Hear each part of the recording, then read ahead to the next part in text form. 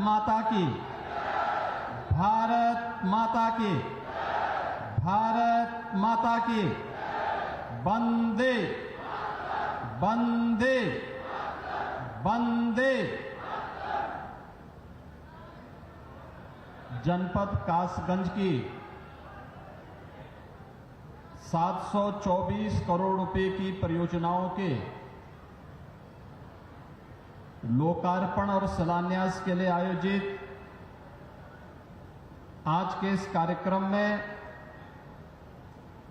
उत्तर प्रदेश सरकार में मंत्रिमंडल के मेरे वरिष्ठ सहयोगी, कासगंज के प्रभारी मंत्री चौधरी लक्ष्मी नारायण जी, उत्तर प्रदेश सरकार में बेसिक शिक्षा विभाग के मंत्री श्री संदीप सिंह जी, माननीय विधायकगण श्री देवेंद्र सिंह राजपूत जी, हरिओम वर्मा जी, विधान परिषद सदस्य श्री रजनीकांत माहेश्वरी जी, मानवेंद्र सिंह जी, जिला पंचायत अध्यक्ष श्रीमती रत्नेश कश्यप जी, पूर्व सांसद श्री राजवीर सिंह राजू भैया, प्रदेश उपाध्यक्ष भारतीय जनता पार्टी श्री ब्रिज बहादुर जी, प्रदेश मंत्री श्रीमती पूनम बजाज जी, जिलाध्यक्ष नीरज शर्मा जी, कासगंज की नगरपालिका परिषद के अध्यक्ष श्रीमती मीना माहेश्वरी जी,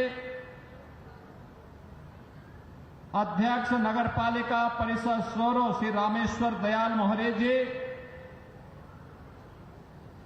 आज के इस कार्यक्रम में उपस्थित भारतीय जनता पार्टी के सभी पदाधिकारीगण, उत्तर प्रदेश के पुलिस महानिदेशक श्री प्रशांत कुमार जी, प्रमुख सचिव गृह श्री संजय प्रसाद जी, प्रशासन और पुलिस के हमारे सभी वरिष्ठ अधिकारीगण, कासगंज से जुड़े हुए मेरे सभी उपस्थित बहनों और भाइयों, आज ये मेरा सौभाग्य है कि श्री हरि विष्णु के 12 अवतार की इस पावन धरा को नमन करने, भारत के ज्ञान की परंपरा को सांख्य दर्शन के रूप में आम जनमानस को एक नई प्रेरणा और प्रकाश प्रदान करने वाले महर्षि कपिल की इस पावन धारा को मुझे नमन करने का सौभाग्य प्राप्त हो रहा है। इस अवसर पर कासगंज वासियों को 724 करोड़ रुपए की परियोजनाओं की सौगात भी मिल रही है। इसके लिए कासगंज के जनप्रतिनिधियों को हृदय से धन्यवाद देते हुए यहां की जनता जनार्दन का मैं अभिनंदन करता हूं, उनका स्वागत करता हूं। बहनों और भाइयों, मैं बधाई देता हूं कासगंज वासियों को कि आज इतनी परियोजनाएं आपको प्राप्त हो रही हैं।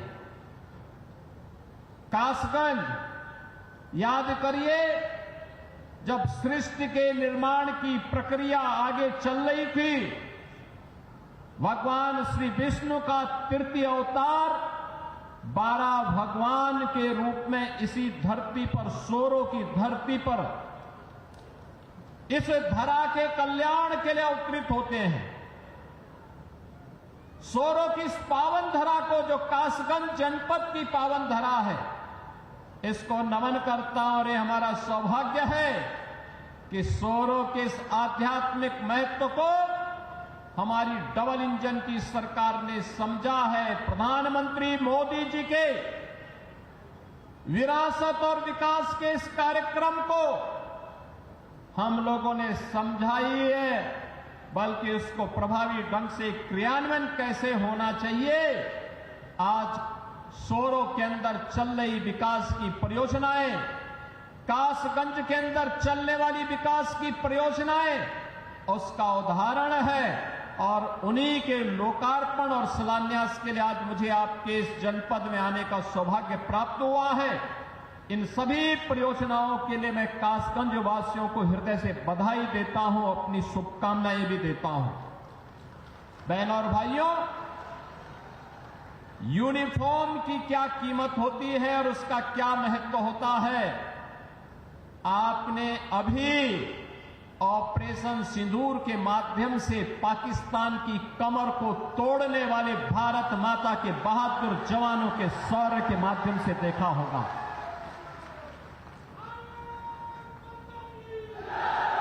आपने देखा होगा कैसे प्रधानमंत्री मोदी जी के मार्गदर्शन में भारत के बहादुर जवानों ने पाकिस्तान को चारों खाने चित्त करते हुए उसको उसकी ही औकात में लाने का काम किया है।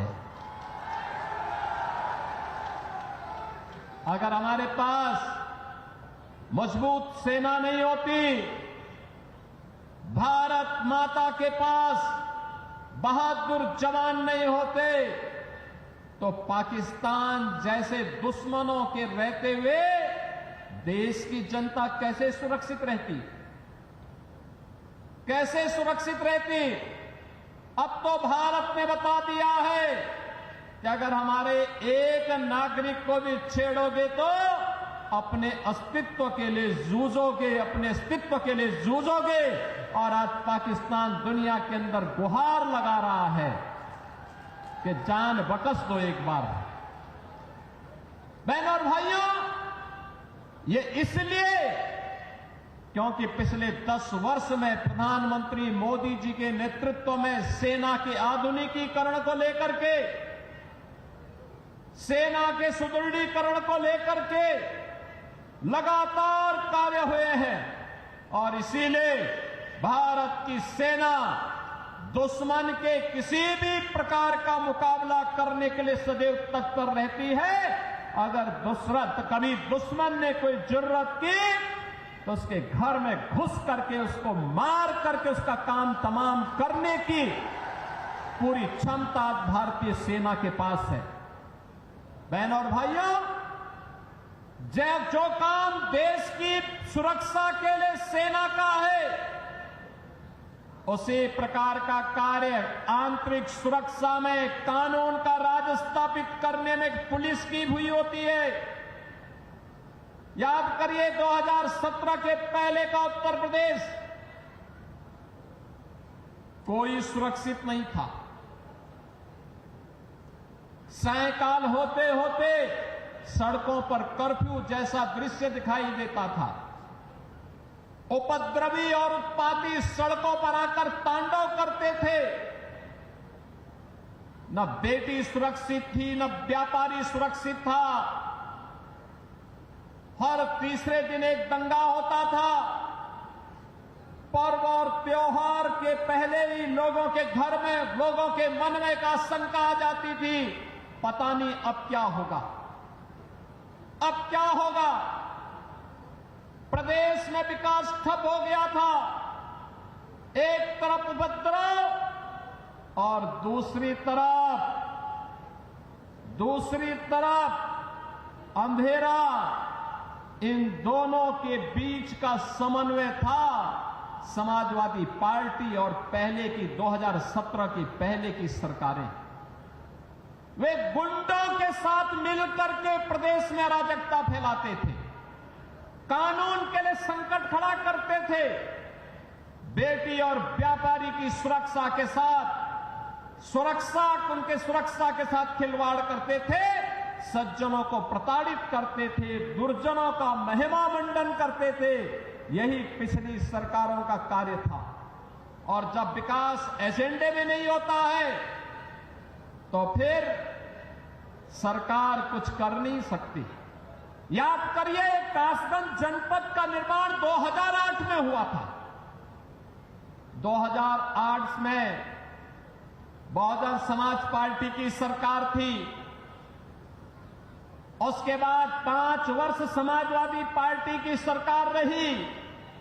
बहनों और भाइयों, पुलिस लाइन जो पुलिस की व्यवस्था की बुनियादी आवश्यकता होती है, इसके लिए न जमीन दी गई न पैसा दिया गया।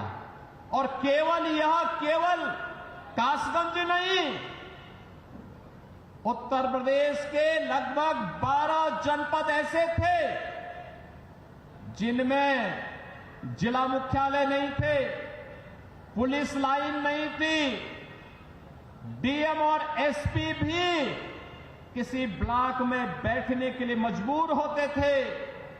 बुनियादी सुविधाओं के अभाव में कैसे 25 करोड़ जनता की कोई सुरक्षा करता। लेकिन आज उत्तर प्रदेश पुलिस देश के अंदर एक मॉडल के रूप में देखी जा रही है, एक मॉडल के रूप में आधुनिक सुविधाओं से युक्त, हर प्रकार के संसाधनों से युक्त। और माफिया का तो काल ही बन गई है पुलिस। अब माफिया पैरेलल एक समानांतर सरकार नहीं चला सकता, किसी गरीब की प्रॉपर्टी पर कब्जा नहीं कर सकता, सज्जन शक्ति को प्रताड़ित नहीं कर सकता, बेटी और व्यापारी की सुरक्षा पे सेंध नहीं लगा सकता है। अगर लगाएगा तो उसे मालूम है अगले चौराहे पर यमराज उसका इंतजार कर रहा होगा और फिर राम नाम सत्य है कि यात्रा निकलनी प्रारंभ हो जाएगी। बहनों और भाइयों, ये नए भारत का नया उत्तर प्रदेश है।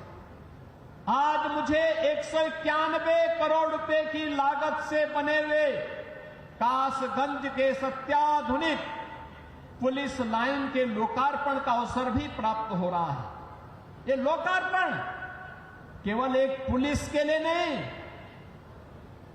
पुलिस के लिए यहां अत्याधुनिक सुविधाएं दी गई हैं। 1000 बैरक बनाए गए हैं, 1000 पुलिस कार्मिकों के लिए बैरक बनाए गए हैं। यहां पर पुलिस के जुड़े हुए अधिकारियों के लिए आवासीय सुविधा भी दी गई है। पुरुष हो या महिला कांस्टेबल या अधिकारीगण, इन सबके लिए सुविधाएं दी गई हैं। ऑडिटोरियम भी बनाया गया है, लेकिन साथ साथ यहां पर पुलिस की वे आधुनिक सुविधाएं भी इनको प्राप्त हो रही हैं जो एक आधुनिक पुलिस को प्राप्त होने चाहिए। और ये मॉडल बना है। उत्तर प्रदेश पुलिस आवास निगम ने एक समय सीमा के अंदर इसे निर्माण करते हुए आज समर्पित किया है और यह कार्यक्रम अनवरत रूप से आगे बढ़ेगा। अब पुलिसकर्मी भी टूटे हुए एस्बेस्टस के बैरक में नहीं रहेंगे, बल्कि हाई राइज बिल्डिंग के किसी अच्छे शानदार आवासीय सुविधाओं से युक्त बैरक में रह करके सुरक्षा का शानदार मॉडल खड़ा करेंगे। यह पुलिस लाइन कासगंज इसका एक उदाहरण बनकर के उतरी है। मैं इस अवसर पर उत्तर प्रदेश पुलिस को, उत्तर प्रदेश पुलिस आवास निगम को और कासगंज पुलिस को हृदय से बधाई देता हूं जो इन सभी सुविधाओं का लाभ आज यहां प्राप्त करने जा रहे हैं। बहनों और भाइयों, आज यहां पर कासगंज के अनेक परियोजनाओं की सौगात भी कासगंज वासियों को प्राप्त हो रही है। मुख्यमंत्री कंपोजिट विद्यालय का शिलान्यास, याद करिए, मुख्यमंत्री कंपोजिट विद्यालय यह शिक्षा का एक मॉडल बनने जा रहा है अटल आवासीय विद्यालय की तर्ज पर।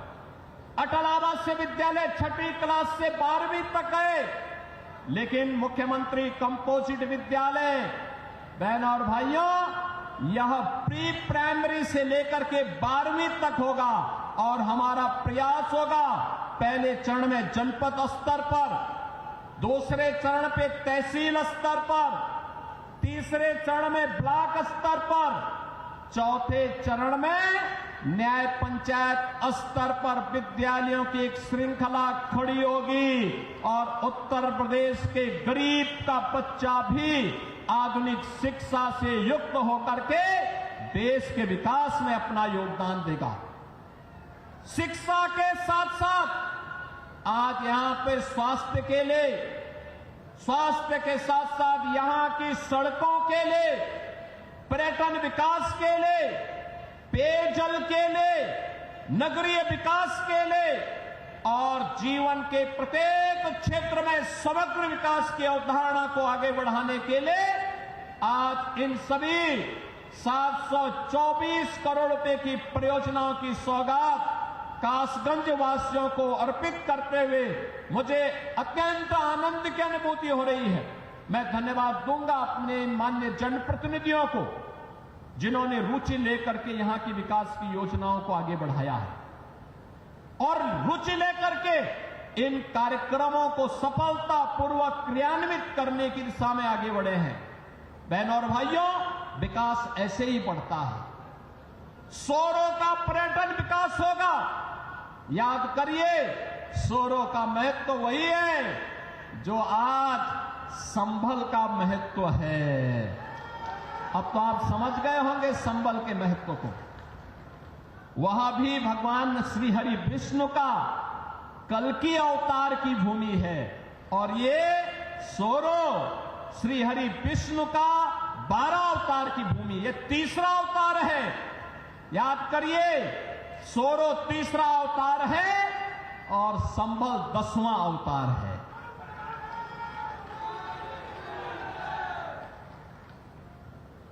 श्री हरि विष्णु का ही अवतार भगवान श्री कृष्ण भी हुए और श्री हरि विष्णु का ही अवतार मर्यादा पुरुषोत्तम भगवान श्री राम भी हुए। ये सभी श्री हरि विष्णु के जिन्होंने इस सृष्टि के कल्याण के लिए समय समय पर अवतार लेकर के मानवता के कल्याण का मार्ग प्रशस्त करते हुए धर्म की संस्थापना के लिए इस धराधाम पर आए हैं। पर्यटन विकास के माध्यम से जैसे आज अयोध्या का विकास हुआ है, जैसे आज मथुरा वृंदावन के समग्र विकास की एक बड़ी कार्य योजना को लेकर के हम आगे बढ़े हैं, ऐसे ही सोरो के विकास के कार्यक्रम को लेकर के भी हम आगे बढ़ेंगे। इसके माध्यम से कासगंज का विकास होगा। जैसे प्रयागराज महाकुंभ में करोड़ों की संख्या में श्रद्धालु जन आकर के वहां पे आस्था के अभिव्यक्ति को भी प्रदर्शित किए, लेकिन आस्था को आर्थिकी के साथ जोड़ा जा सके, इसका उदाहरण प्रयागराज ने दिया है। ऐसे ही आपका सोरो भी देगा और इसलिए बहनों और भाइयों, विकास की इन सभी परियोजनाओं के लिए आगे बढ़ते हुए कासगंज वासियों को इस बात के लिए आश्वासन देते हुए आज मुझे यहां बताते हुए प्रसन्नता है, यहां पे कुछ प्रस्ताव हमारे जनप्रतिनिधियों ने इन्हें दिए हैं। इसमें ये प्रस्ताव मुख्य रूप से एक कासगंज का है, नदई पुल का सुंदरीकरण और उसके पुनरुद्धार की योजना का है। कासगंज की पौराणिक परंपरा को एक म्यूजियम के रूप में सजोने का है और म्यूजियम के रूप में सजोने की इन परियोजनाओं के लिए हम अपनी सहमति दे रहे हैं। कासगंज वासियों में अपनी पौराणिक परंपरा के बारे में इस बात की जानकारी हो सके। नगर पंचायत सोहावर ये अमापुर का है, यहां पर बाईपास के निर्माण का कार्य होगा और साथ साथ दरियागंज में झील के सुंदरीकरण के प्रस्ताव को भी हम आमंत्रित कर रहे हैं। ये सभी प्रस्ताव आते हैं तो कासगंज जनपद को समग्र विकास की दिशा में आगे बढ़ाने में मदद मिलेगी। एक बार फिर से कासगंज की इस नवीन पुलिस लाइन के उद्घाटन कार्यक्रम, कासगंज की 724 करोड़ रुपए की परियोजनाओं के लिए मैं सभी जनप्रतिनिधियों को हृदय से बधाई देता हूं। कासगंज वासियों को मैं हृदय से अभिनंदन करते हुए मैं विश्वास करता हूं कि सुरक्षा और विकास का, सुरक्षा और सुशासन का, विरासत और विकास का जो डबल इंजन सरकार का समन्वय है, इस समन्वय को आगे बढ़ाने के लिए आप सदैव तत्पर होकर के कार्य करेंगे। आप सबके प्रति मेरी मंगल में शुभकामनाएं हैं। धन्यवाद। जय हिंद।